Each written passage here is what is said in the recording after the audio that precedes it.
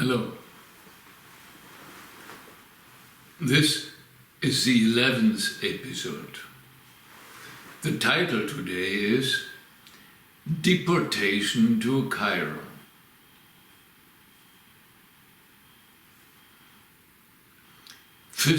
December 5th, 2023. The four major factors that are governing our outside existence, at least at this point of our development, seem to be our karmic involvements, the impulses of our animal nature, our belief systems and corresponding creations, and the influence of some unknown forces. To unite with the divine is the true aim of yoga, they say. And the path is difficult, at times curved and long.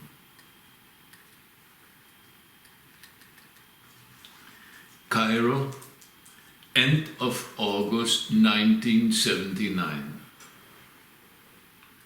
From where I was hearing some weird voices. The flight back to India via Egypt was to go at 10 at night from Munich. Suddenly, a delay was announced for 2 hours.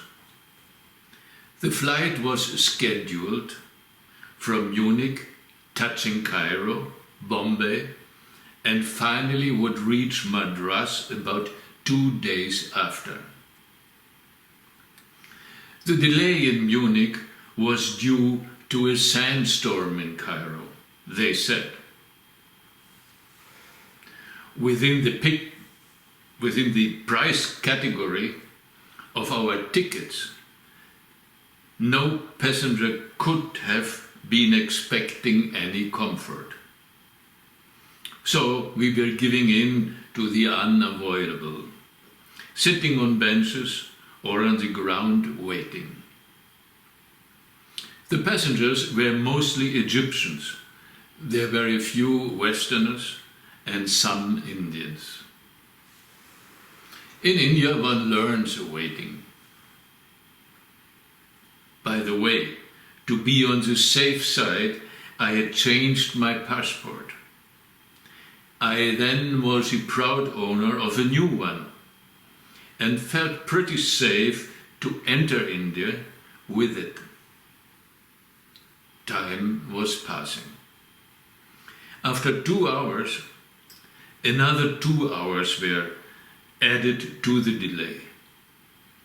So I had enough time to visualize the trip I was about to make and to think about everything,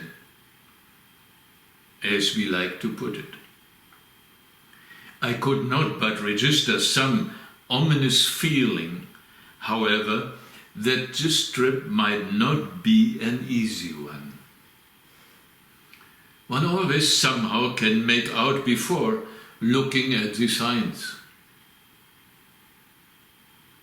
In Cairo, we would have a scheduled break of 10 hours.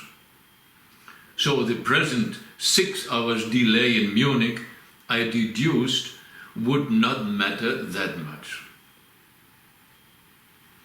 Originally, I was considering, though, to have a stopover in Cairo. Somebody in the colony had told me that whenever I would have had the opportunity to visit Cairo, I was not to miss the Egyptian museum there. But as I had no idea why I should not miss it, I was not interested, nor was I interested in Egypt. In fact, I disliked her.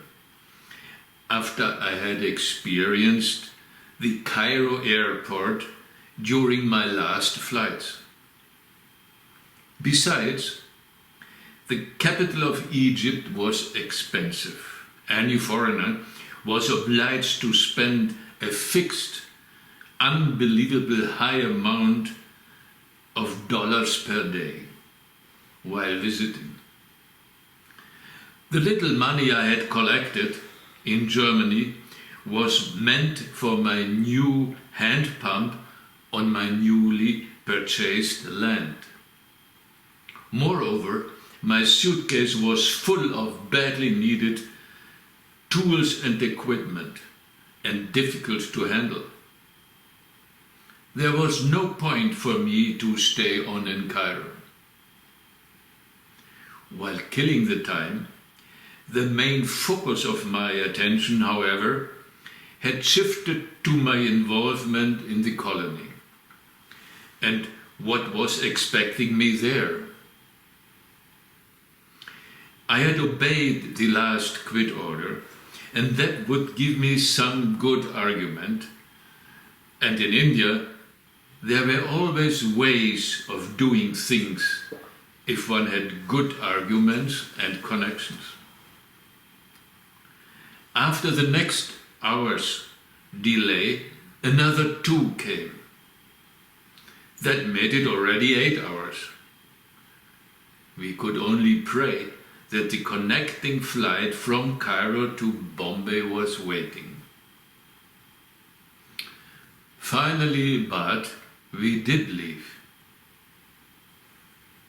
During the journey, I could not sleep again. I already was tired, but any attempt to fall asleep failed. Wild thoughts and considerations crossed my mind. I sank mentally into a strange kind of gaze. Every now and then, ideas and suggestions on all kinds of things emerged. I was dozing off, sinking into a semi-dream state. I trusted that my physical mind was doing its job, and I did not interfere. But I did mind one of its resuming silly mechanical suggestions.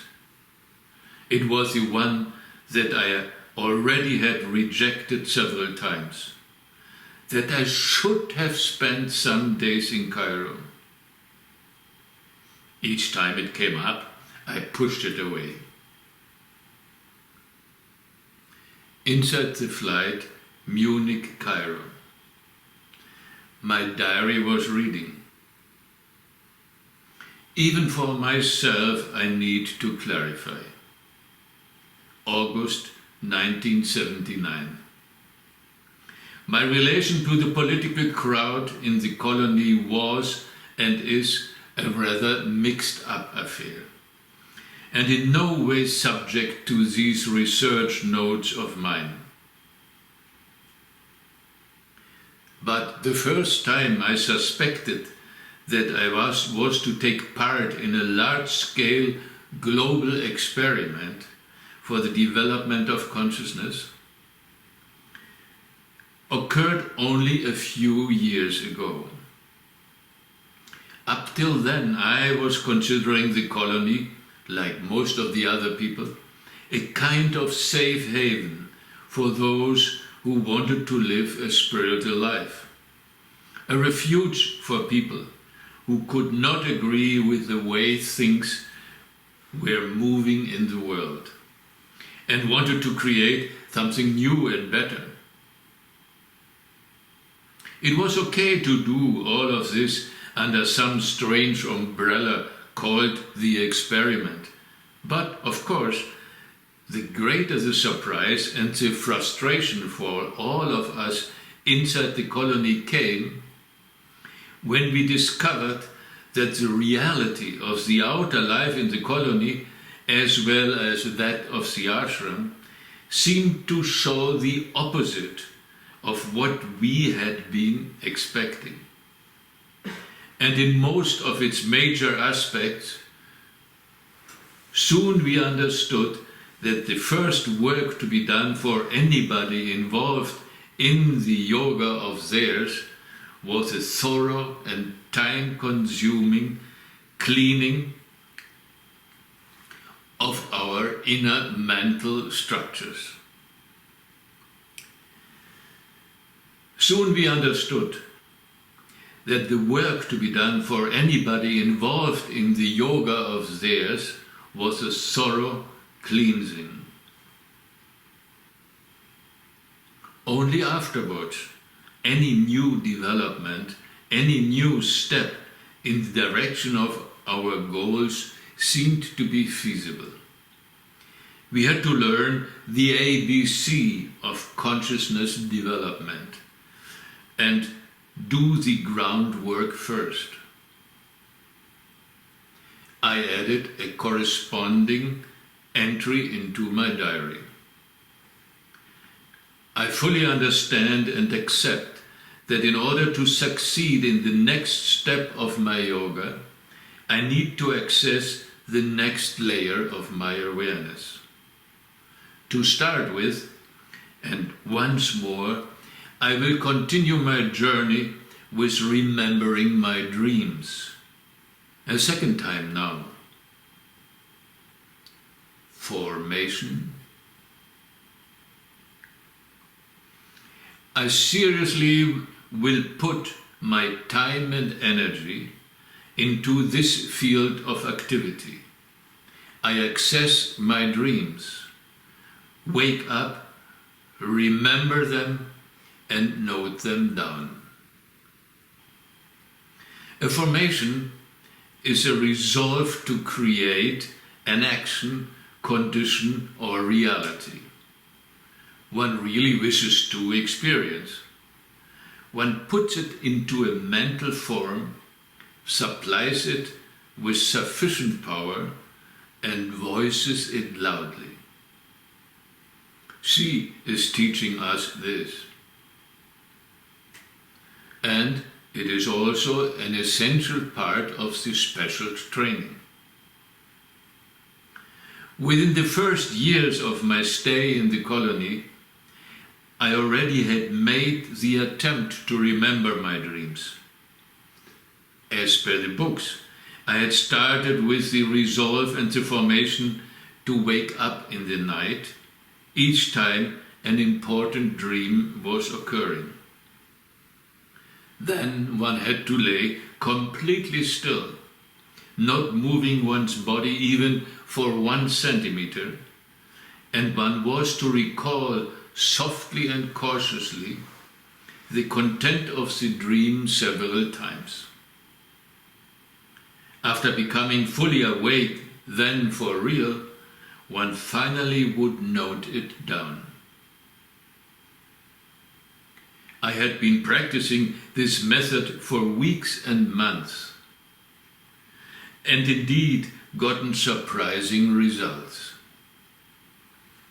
But after a while, the ugliest type of stuff came up. God knows from where. Each night I was fighting, beating, killing, raping, getting tortured, plunging into the worst nightmares imaginable. Each time I woke up, I felt deadly exhausted and thoroughly disgusted with myself. The memory of these dreams even spoiled my activities at daytime. I finally had had enough of it and made another formation. That was not to remember my dreams anymore. And even this formation worked nicely. These were also the years after the demise of herself. Another element came openly into the picture. The political infightings between the ashram and the colony, and within the colony. They soon reached their climax. People like me, who wanted to keep out of any political games and did not belong to any side, and if they were foreigners, experienced to be attacked first in their right for a permanent visa. The second way of pressure was the finances. Thus soon I became a target, and the proud owner of several quit India and deportation notices. But eventually one learns, and after many interesting experiences, how things in India are moving, I found a solution. I decided to do something about my requirements to continue my stay at the colony. I would manage to get my own company. I was to marry an Indian woman and apply for a business visa. My status officially would be a person of Indian origin. Thus, none of the involved parties, both inside the colony as well as those from outside, some related to the ashram, would be able to touch me any more seriously. But this remarkable achievement would take its toll. On one hand, legally being not anymore part of the colony meant on the other, I had to focus my attention to make money and to conduct my business. There would be no time left whatsoever to further get involved in things I anyway had gotten out of many years ago. I had not come to the colony in order to continue politics. My notes were further reading. Maybe one day I will compile and organize my records on what was happening over the years in my relationship to the administration of the colony. I believe quite a number of people would appreciate such an endeavor, while some other people might get concerned. Good luck for everybody that I have surrendered all of this to herself. 31st August 1979. When we finally landed at the airport in Cairo, everything there was covered with a layer of fine desert sand. On the floor of the arrival hall, there were at least 10 centimeters of fine dust, with countless footprints of desperate passengers on it. Everywhere people were sitting or lying in the hall. Some of them were sleeping. There was no information whatsoever. The only thing to do was to join the crowd on the ground inside the dust. This was fun though. The desert had come in. I liked it. There were even some cats enjoying themselves. Cats are holy in Egypt as per ancient tradition. And again it came up, the suggestion of one of those obstinate parts of myself who kept on whispering to have a stopover at Cairo. Didn't we tell you? But eventually my perseverance and patience not to follow it finally paid off. After another 12 hours of delay, I at last boarded the plane to Bombay. I had not slept for almost 2 days by then, being clearly a borderline case. I even had some strange hallucinations I could not place anywhere. Surrendering to realities beyond my comprehension, I spent the rest of the flight daydreaming. What mattered was that I finally would reach India. I even felt anticipation and joy. I was coming back home to the place I had chosen to be for the rest of my life.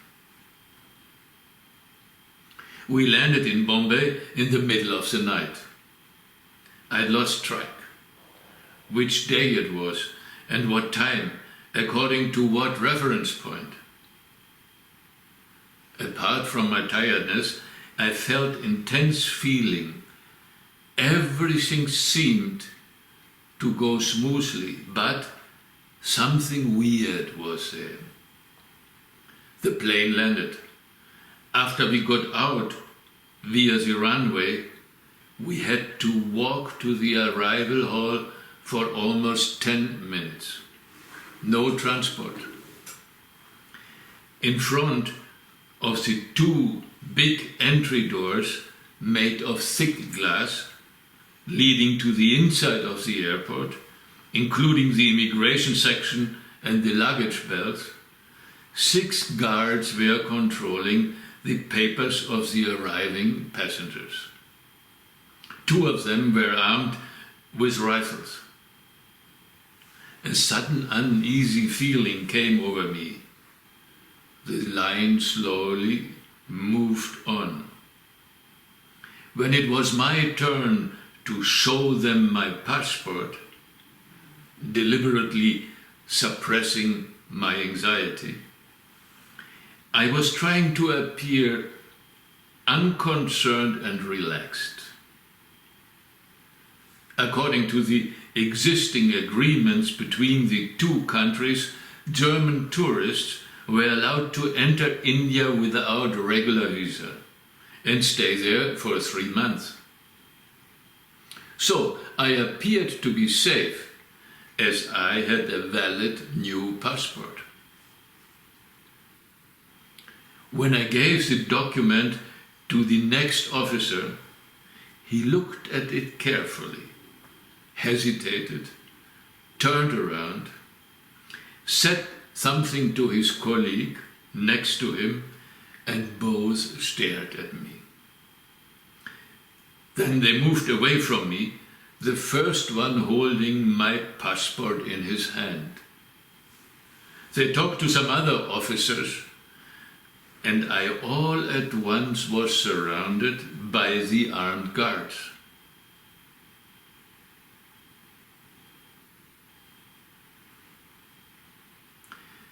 No comment was given. By then I knew I was in trouble.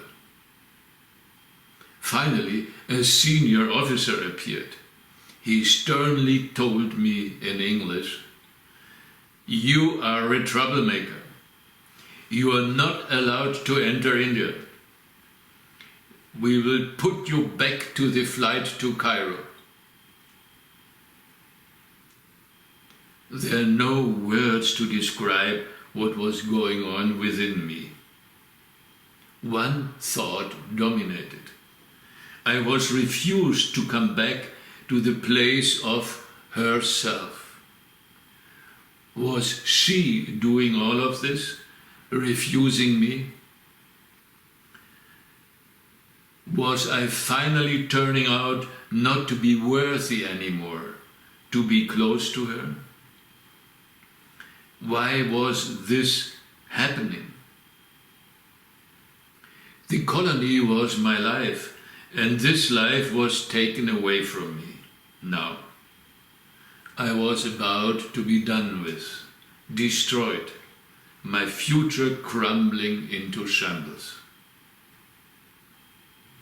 I was trembling all over. They did not allow me to enter the glass door, keeping me in front of it. For according to international law, after the glass door, I would have entered India. I remember then vaguely that 2 other colonists who were also deported several months before me had been allowed to enter, and after contacting some Indian political friends, had managed to stay on. All of my protests but did not help at all. The policeman, talking roughly by then, kept me outside the door, apparently well instructed this time. And I had no doubt in my mind who was behind all of this, at least on the outside. It was the result of the work of my neighbor, who had followed instructions from his masters. And I started getting angry. Finally, after 2 hours, the highest officer in charge of the airport security appeared, accompanied by the manager of Egypt Airlines. The manager looked Egyptian, with flickering eyes and nervously twitching corners of the mouth. They informed me officially that I was being deported back to Germany via Egypt. They had, according to international regulations, the right to do this, and that I was being sent back to Cairo with the same carrier I had arrived with. Flanked by the 2 armed guards and the manager, they walked me back to the airplane on the runway. The plane I was to be put in was the same I had come with. They had been waiting for me until this moment, at least for 4 hours.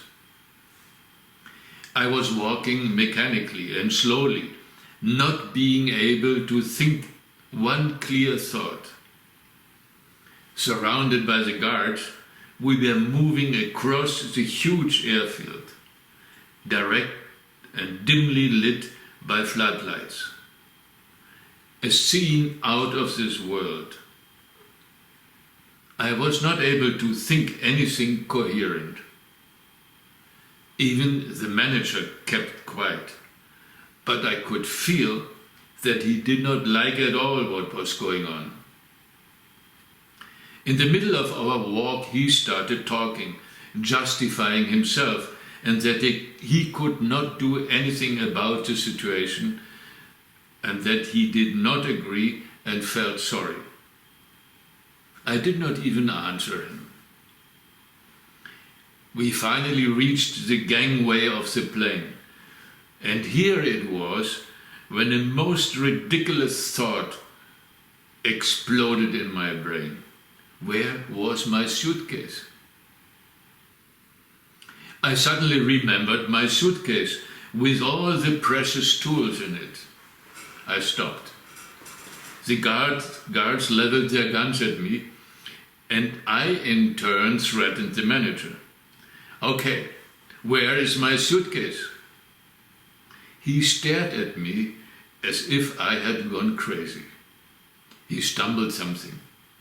Then he was screaming to the guards, "Where is his suitcase?" And I said again, "Where is my suitcase? If I cannot see my suitcase, I will not enter this plane. And if these people want to shoot me because of this, I am ready. Ask them to get my suitcase or I will fight. And you don't want to know how it is when I'm really fighting." And I meant it. And he understood this. He grew pale, turning to the guards and shouted at them in Hindi, "Didn't you hear him? Where is his suitcase? Get him his suitcase." They hesitated. Then they turned around and were walking back in the direction of the entry hall. 2 lonely, ridiculous figures in uniforms in the middle of the night on an empty runway. Was I in one of my bad dreams or in some other reality? I did not know anymore. But surely it was one of my worst nightmares. It took them more than 3/4 of an hour while I was waiting together with the manager at the front of the gangway. Finally, the two appeared again, both of them laboriously carrying my luggage. As I said, it was heavy. I suppressed a hysterical laugh. They carried the suitcase up the gangway and then inside the plane. I followed. My last thought was, door closed, curtain false. Once more, and I have been denied entry into the chosen place of my destiny.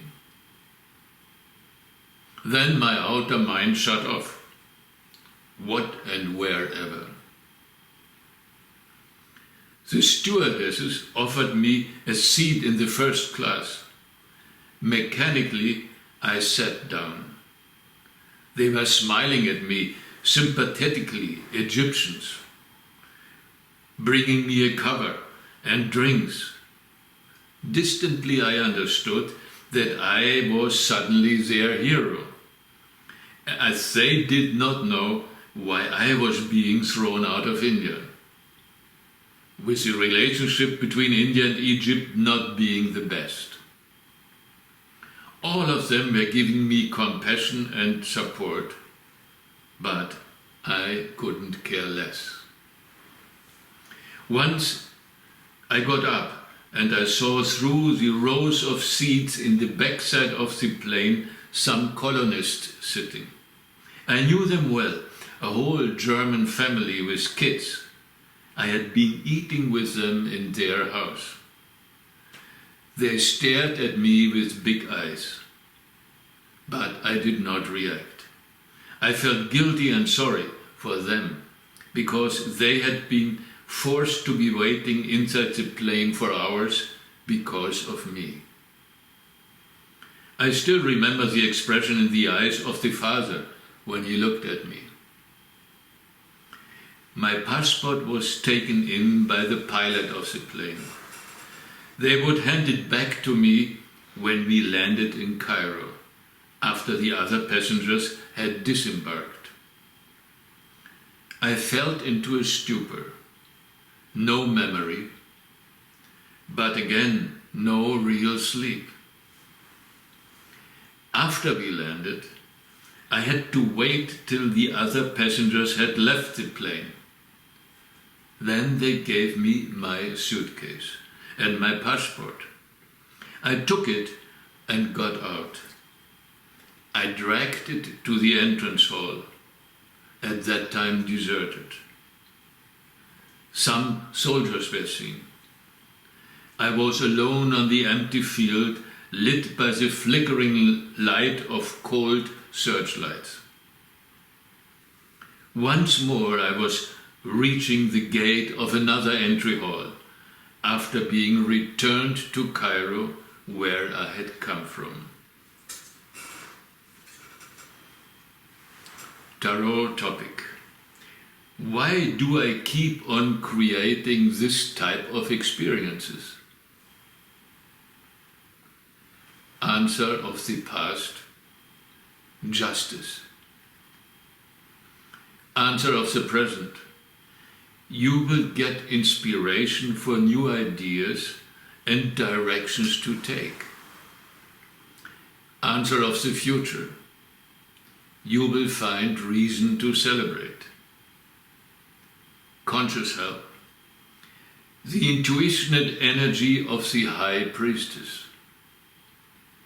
Unconscious help, the experience of loss as a means to progress.